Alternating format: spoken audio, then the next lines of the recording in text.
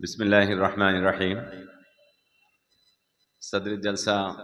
محترم جناب طاہر مدنی صاحب جو سنبھل تشریف لائے، آپ کا پرمسرت استقبال ہے۔ اس کے علاوہ مہمان خصوصی جناب عبداللہ فائز مرکزی سیکریٹری SIO، مریم فردوس GIO صدر دہلی، اور فرحان صحفی صدر حلقہ UP، اور ان کے علاوہ اسٹیج پر تشریف رکھے تمام ہی محترم اور معزز حضرات، بھائی اشتیاق صاحب میرے بڑے بھائی، مجھے یہاں جو وقت دیا گیا ہے اس وقت میں ظاہر سی بات ہے کہ میں بات سمجھا کے نہیں کر سکوں گا، لیکن اتنا ضرور ہے کہ نہایت مبارکباد کے مستحق ہیں ہمارے وہ ساتھی GIO کے وہ ذمہ داران جنہوں نے آج کی اس مجلس کا جناب رسول اکرم صلی اللہ تعالی علیہ وسلم کے حوالے سے انعقاد کیا ہے۔ اللہ کے رسول صلی اللہ تعالی علیہ وسلم پر وحی کا سلسلہ شروع ہوا اور اس وحی کے سلسلے کو روک دیا گیا۔ میں بہت مختصر، چونکہ وقت قلیل دیا گیا، 5-6 منٹ کہہ رہے ہیں، اس لیے لفظوں کی چوری کے ساتھ بات کو بیان کروں گا کہ اللہ کے رسول صلی اللہ تعالی علیہ وسلم پر وحی کا سلسلہ شروع ہوا، اور پہلی وحی کے اندر صرف یہ بتا دیا گیا کہ پڑھو، اور پھر اس کے بعد وحی روک دی گئی تاکہ وحی کی جو لذت ہے، جو مزہ ہے، اس کا احساس بڑھا دیا جائے۔ اور پھر اس کے بعد جو دوسری وحی نازل ہوئی وہ تھی بسم اللہ الرحمن الرحیم، یا ایھا المدثر قم فانذر وربک فکبر وثیابک فطہر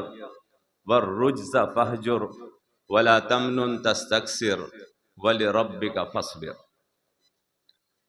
میں یہ سمجھتا ہوں کہ GIO جیسی تنظیموں کے لیے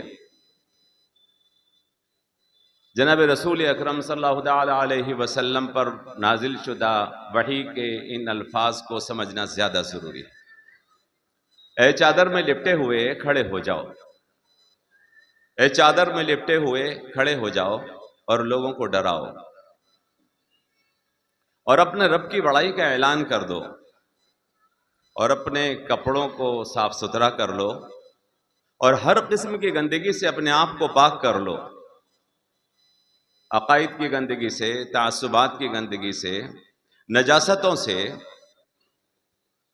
ہر قسم کی گندگی سے اپنے آپ کو پاک کر لو، کردار کی گندگی سے، ولا تمنن تستکثر، اور کسی کے اوپر احسان اس لیے مت کرو کہ اس پر احسان جتاؤ گے،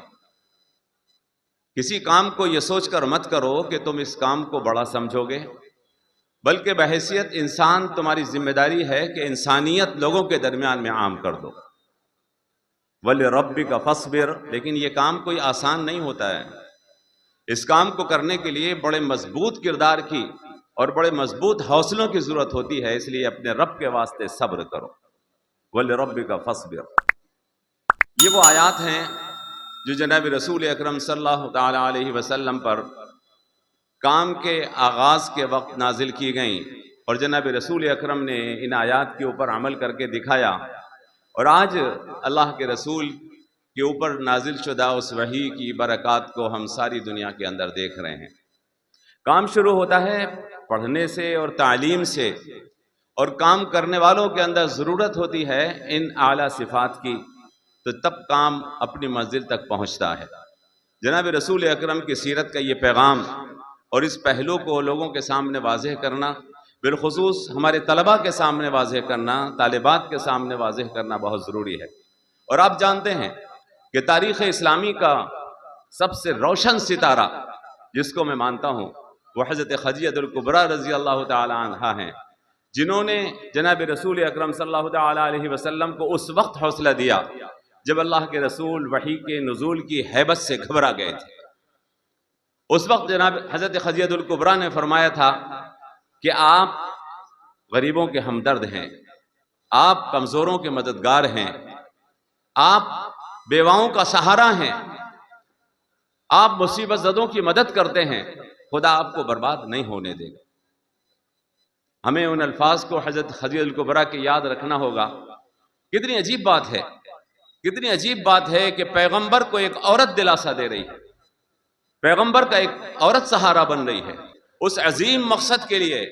جس عظیم مقصد کے لیے اللہ تبارک و تعالی نے جناب رسول اکرم کو منتخب کیا ہے، اس کے لیے حوصلہ پیدا کرنے کی طاقت اللہ تبارک و تعالی ایک عورت کو دے رہا ہے۔ تو ہماری جی آئی او اور ایس آئی او، اللہ تبارک و تعالی آپ کو اس پرعزم اور بلند حوصلہ کام کے لیے قبول فرمائے، اور آپ کو اس منزل تک پہنچنے کی توفیق عطا فرمائے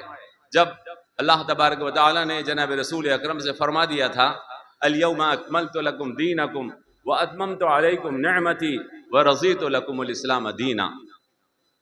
اللہ تعالیٰ مجھے اور آپ کو اور ہر کسی کو، امت مسلمہ کے ہر فرد کو اس پیغام کو سمجھ کر جی آئی او جیسی تنظیموں کو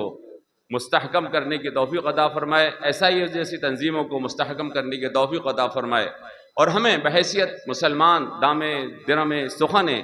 ہر مدد کے لیے ہمہ وقت تیار رہنے کی توفیق عطا فرمائے۔ السلام علیکم۔